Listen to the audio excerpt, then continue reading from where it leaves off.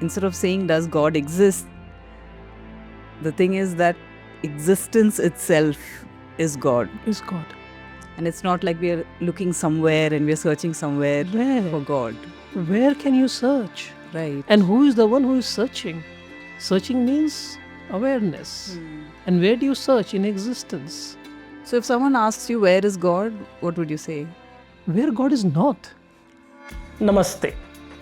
My name is Bidhan. 2012 is when I chanced upon Upanishads, and it had a profound impact on my life. Since then, I have dreamt to bring the key aspects of Upanishads in a manner which is simple, relatable, and implementable in our daily lives. So here we are with a set of videos to make spirituality simple.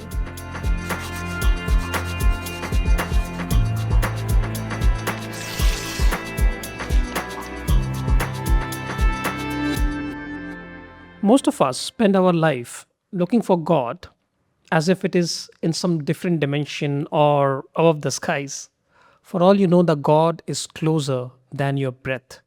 And in today's episode, we are finally going to reveal or discover what is, who is, where is God. So stay with us. So when you said just now, I think you just mentioned God is closer than our breath and we've been looking in all the wrong places. Have we? Have we so far been looking in all the wrong places? Yes, we have been looking in all the wrong places because there is an inherent assumption that God is a separate entity that exists. And as soon as you say the God exists, the God is not dependent on existence, just as a movie is dependent on a screen for its appearance, isn't it? So as soon as you say that God appeared, where did it appear? It appeared in existence. Just as the movie, the world, where does it appear? It appears in existence. And then as soon as we say that I know God, I can understand God, then where is this understanding happening? This understanding is happening in the awareness, right? So for any understanding to happen, awareness is required. So awareness ends up becoming far more fundamental than God. And when you say that God is a separate thing that exists, then existence becomes far more fundamental than God. And effectively, the entire logic breaks down. I'm completely lost, Vedant. That's why I'm like just looking at you. You're talking about some two new fundamentals. You're saying existence, awareness, and you said that these are what is fundamental. I don't know. I'm just going mental. I don't know. I don't know what's happening here. See, now, I know from where the confusion comes because when we talk about God, we have all been trained to look at God as a separate entity that exists somewhere else, even though it does not have a name and form, but it has attributes. And that is what we need to break because once we are small, it's fine to hold those understanding. But as we grow up, we need to start questioning deeper. So let's go step by step here. You can see this mic. So that the mic exists. The mic exists. Right? How do you know the mic exists? Because I'm aware of the mic, yeah. Perfect. So awareness is required to reveal the existence. Okay, yeah. So without awareness, you can't, the existence will not get revealed. Correct? Does awareness itself exists? Yes. I mean, only if it exists, I'll be aware of something. Exactly. No, the awareness is revealed to you, right? Okay. Which means awareness also exists. Correct. So are you able to see this circular piece over here that existence to be known, awareness is required, and for awareness to be, existence is required because awareness exists. Wow. Okay. So both are very dependent on each other. Exactly. Both of them are intertwined and dependent on each other. But the same time, why we feel this concept is little confusing because we have always believed awareness and existence are two separate or different things. They're not two different things. They are the same thing. Seen from a different perspective, it appears different. Let's take an example of fire. Now, fire, we don't know what fire is. Fire is nothing but light and heat. It's an entity or it's something that expresses as light and heat. Similarly, if you look at truth, the reality expresses as awareness, and existence. Okay. You're saying just like the fire is nothing but light and heat that is expressing itself in a certain form. The truth that you're talking about, you're saying that just like the two attributes of fire are heat and light, here you're saying it is existence and awareness.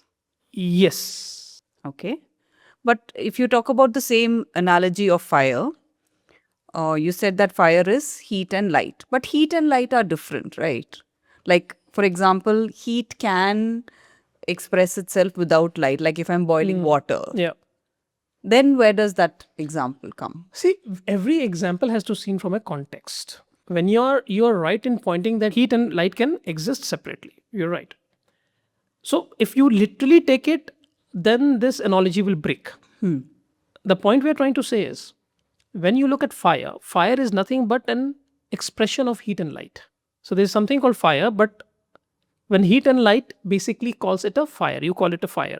Similarly, there's something called truth. And that truth, when seen from a perspective of being, it is called existence or sat. That's the word which is used. And the same truth, when it is seen from a perspective of knowing, it is called awareness or chit. I mean, if you look at fire, you can experience fire only as heat. Right. You can experience fire as light. So the fire can be experienced from two different perspectives, right? Two different point of view. Similarly, when you experience this entire world from a perspective of being, that is existence.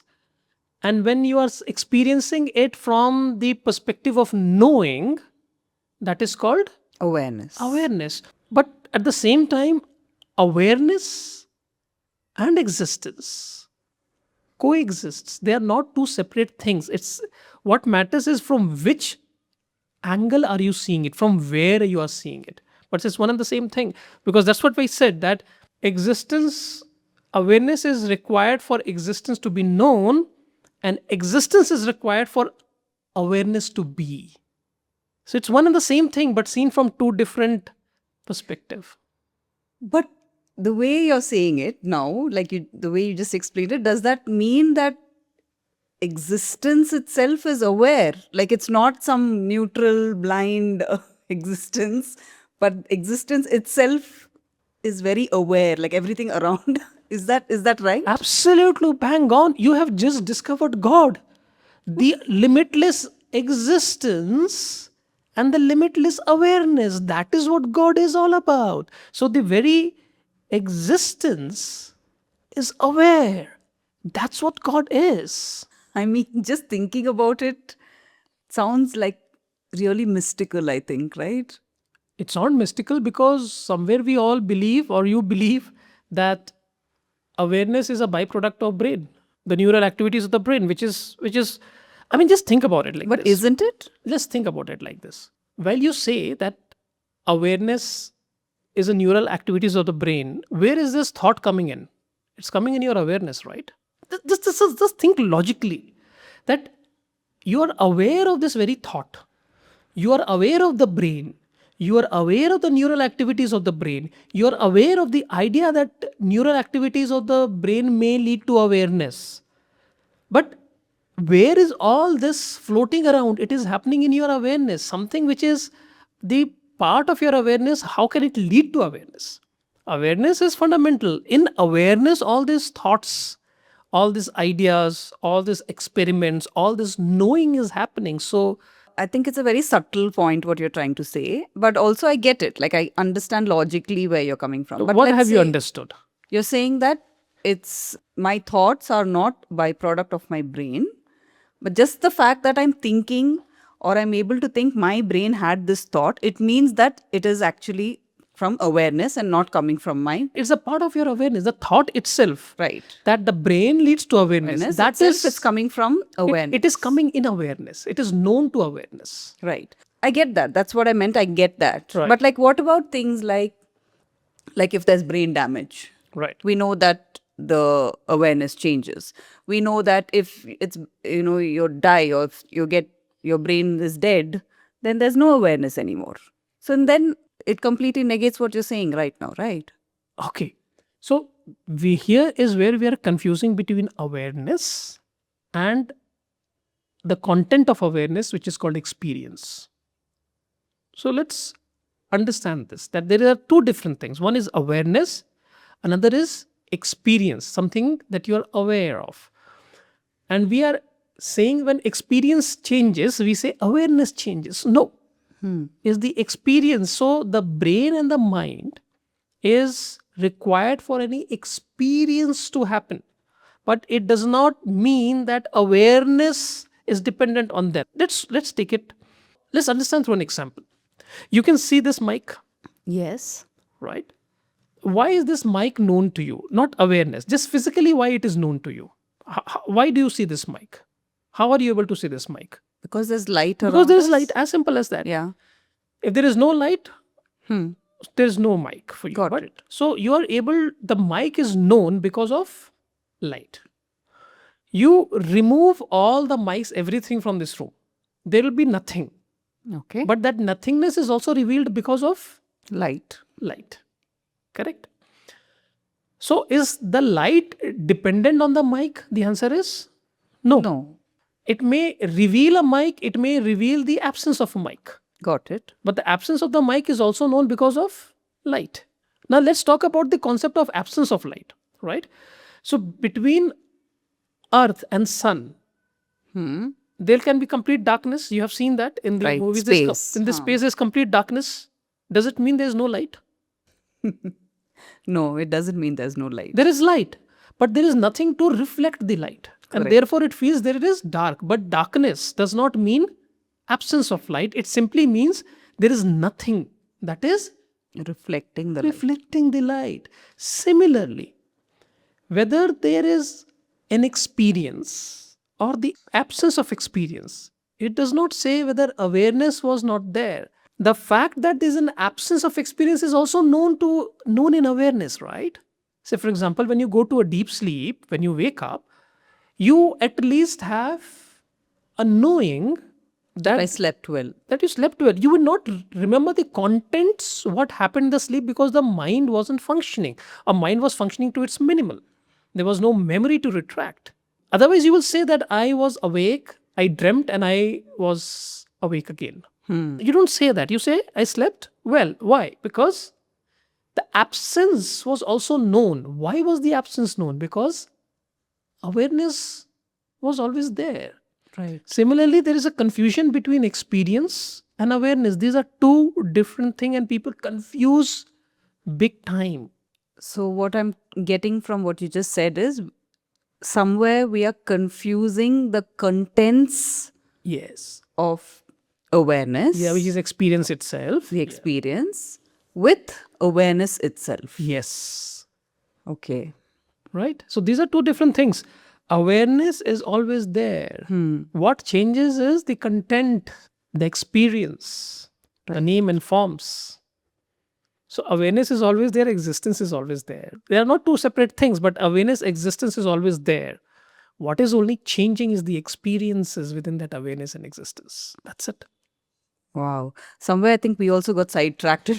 I think when we start talking about something, we just take that That's okay, route. that's okay. I mean, you have to ask. Yeah. Yeah. But we were talking about when I mentioned or when we came to that point that, okay, the existence is also aware. Yeah.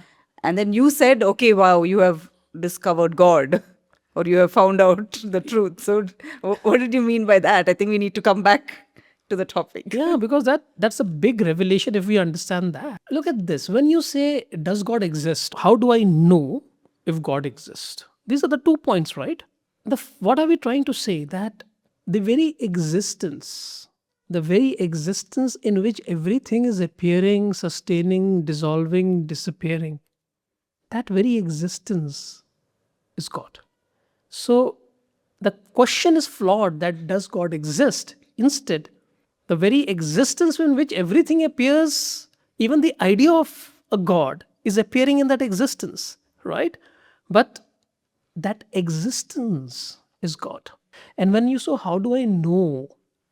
The fact that you know, the awareness because of which everything is known, that is divine. That is God. So, this very existence in which everything appears, and the very awareness because of which everything is known, that existence is limitless, that awareness is limitless, that limitless existence and awareness is God, and that is what is known as Satyam, Jnanam, Anantam, Brahma. That's what Upanishads talk about: limitless existence and limitless awareness. So the question, how do I know? The fact that you know. And does God exist? The fact there is an existence. That existence, that awareness, the unlimited existence, the unlimited awareness, that is God. Wow. You can flip the question, right? Instead of saying, does God exist? The thing is that existence itself is God. Is God. And it's not like we're looking somewhere and we're searching somewhere Where? for God. Where can you search? Right. And who is the one who is searching? Searching means awareness. And where do you search? In existence. So if someone asks you, where is God? What would you say? Where God is not. Wherever there is existence, there is God. Right. In fact, Upanishads go to an extent of saying, you are that. Right? You are that. That is what they're talking about, the existence. Does that mean we are in God? Of course, yes. You Then why are we mean, not able to experience that? first of all, experience itself is something that arises and dissolves in awareness. The question is why I'm not able to experience it. The question is to whom this experiences arises. That's the first fundamental question that one needs to ask. And once you start asking to in whom this experience arises, then that will bring it closer to your essential nature and to God, because awareness itself is God. The question that you're asking is, why don't I experience the limitlessness of this awareness, isn't it? Yeah. I think that's what you're asking. You use the word experience. Okay, let's take an example. There's a pot. Inside a pot, there is a space, Got it. but actually, the space does not belong to the pot. No, okay. It does not belong to It the pot. doesn't belong to Actually, the the pot is in the space. Right. The space is not inside the pot. We all know this, right? Yeah. So, that space, imagine that space inside the pot gets identified with the body of the pot and starts believing that I'm the pot space. So, the limitless space now becomes a Pot space. pot space, Okay. right? And that is happening to all of us, that our identification with our body mind complex is so strong because of XYZ reason. We're not going there. Because of that identification, you experience the limitedness of this, of the body and mind. So And the problem is now that one small pot. yes, the problem is the small pot. And that's what Upanishads have been trying to discover and tell us from a very long period of time, that you're not that pot space, you're the space itself. Break that identification, know your true essence. But that knowing will happen once we go beyond objectifying things and asking the question in whom these objects are appearing and because of what these objects are appearing, or in whom the experiences are appearing and because of what the experiences are appearing. Once you get to this fundamental point, that is where the real revelation comes. Otherwise, we will be stuck at the level of forms and experiences. Right. And we'll start searching God in a form, in experience. And we'll keep on asking questions. So we started off with God. Then, of course, we came to existence. We spoke about awareness, Sat and Chit.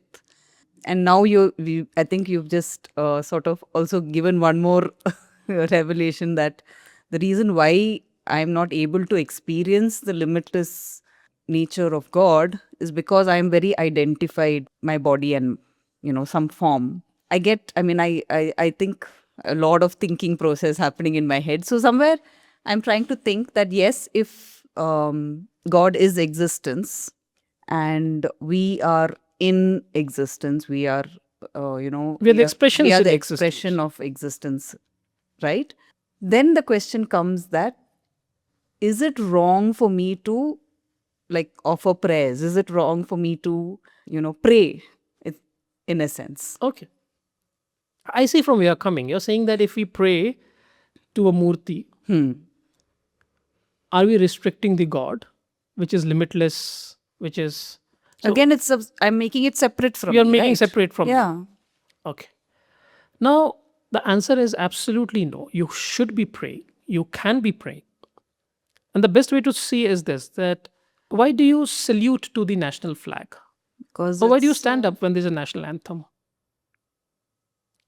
it's something that represents my country. That's it. Is flag the country or is it a representation of the country? It's a representation. Yeah. Right? So the point here is that the murti, the name and the form, is a representation of a much larger truth. And when you're able to, and it's much easier to focus on a name and a form than to always focus on things which can be very abstract. So this is required. Say, for example, if you have a name and a form and that allows certain bhakti to happen, that sort of reminds you of certain aspects of life, of yourself and the universe, why not? You should as well be, I mean, just look at a formula called E equal to MC square. What is E equal to MC square? What is that formula? It is a representation of a much larger principle. Does it mean we should not use that? We should. But we should always remember the principle behind it. So once we are praying, it's a very good thing to do. This is where Chitta Shuddhi also happens. It allows you to focus, it allows you to remain consistent in a direction. The only point is we should not just stop there. The principle behind that name and form should not be forgotten. And that should be used to go beyond it. Right. So, yes, one should. But at the same time, remember that's a map. Yeah. Remember that it is just a representation. And don't Representation. forget the essence of why you're doing what Since you're you're doing. doing what you're doing it. Wow. Okay. You're thinking a lot. It is the wheels are turning a lot, I think, today. A lot of things to think about, I think. Okay, so let me ask you this, that by knowing that the God is not separate, it is the very existence and the very awareness in which you are just an expression of that existence and awareness, that you are inside God in a very simplistic manner. How does anything change for you? How does anything in life will change by, if you truly absorb this concept and this idea and see it yourself? I mean, I think first and foremost, it would be about not anything that happens to me, for me, whatever it may be. I think the main thing would be that I wouldn't take it so like personally, Okay. right? Saying like, I think the earlier I would have said, why is this happening to me? And why am I the one who's always being targeted? But if I am in fact like within existence, if I am in God, then I would say that it is some form of divinity, right? Like there is a reason why things are happening, and that stress of the day to day thing. I think I would just sort of put my head down, work, have some kind of work with some sort of intention, work diligently, and maybe that's my form of prayer, like doing my work well. I think that whole idea of, I don't think stress or problems are ever going to go away. I'm sure if one goes away, the other one is just going to come. I just feel it's not going to affect me on a personal level that much. It would be on, okay, it has happened. The whole first thought would be, it has happened for a reason. And okay, we will see what to do about it. I think that kind of thought process would come in if I sort of imbibe this concept that you're talking about. Beautiful. So you see what you're saying. You're basically talking about karma yoga. Exactly what you spoke. So if what you're saying is that if a situation comes in your life which may be unpleasant, you are not going to say why me. You will see it as a unfolding of a larger intelligence. You will accept the way it is. And having acceptance does not mean that chalta hai, or it does not mean that it's okay. Yeah, it's not that doormat feeling for sure. Exactly. It's like, let me give you a personal example. Okay. Like we had a long weekend that had just come and I had plans. And at every step, that plan seemed to be unraveling. Like, tickets were getting cancelled and so many things were happening. But I found that at some point, I don't know if it is the reason why you're saying, but I found that at some point I was like, it's fine. I mean, it's happening for a reason. And in my head, it was like there is some protection, something I'm being protected from. It makes you feel assured. Yeah. So if the things are not going right, it's not that you have been a sinner, or you have Yeah. not prayed in the morning today, Or because this I but did because this, you this didn't has know happened. this is happening. Yeah. You're saying that, okay, this has happened. Having said this has happened, you're not going to sit there and approve of this. You'll say, okay, now what can I do now? Exactly. And what you're saying is that when I do what I have to do, you with the action itself becomes an offering, right? Because you are in existence, right? You are the expression of existence. So whatever you're offering in existence. That means whatever you do, whatever you say, whatever you behave is going back into existence. So that itself is a fundamental change in the thinking, because it leads to a lot of acceptance, and from acceptance you act with a sense of offering, and then it changes the psyche in the way we operate at life. And this is amazing. I mean, if you can just hold on to this and do this over and over again and see divinity everywhere, see that existence is everywhere, awareness is there. So maybe I was not correlating it to what the reason why you are saying it, Right. but I think it just happened. It just happened. And Yeah. that's good enough. Yeah. That's good enough. So, in fact, this is what we do in our workshops too.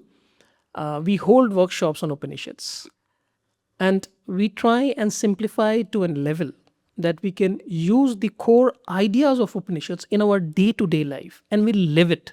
It's not necessarily only the intellectual understanding, but how do we convert those knowledge, those wisdom in our day to day life? And if you're interested to be a part of these workshops, please register your name and number, which is there in the link, which is in the description below. So then the question, I'm sorry, I'm bringing it up again, would be if in fact God is existence Right. and awareness, and I am everything in the world and me included is an experience in that existence. It's an expression in it. Expression. Because you are aware and you exist, Yes. which means that you are a part of God.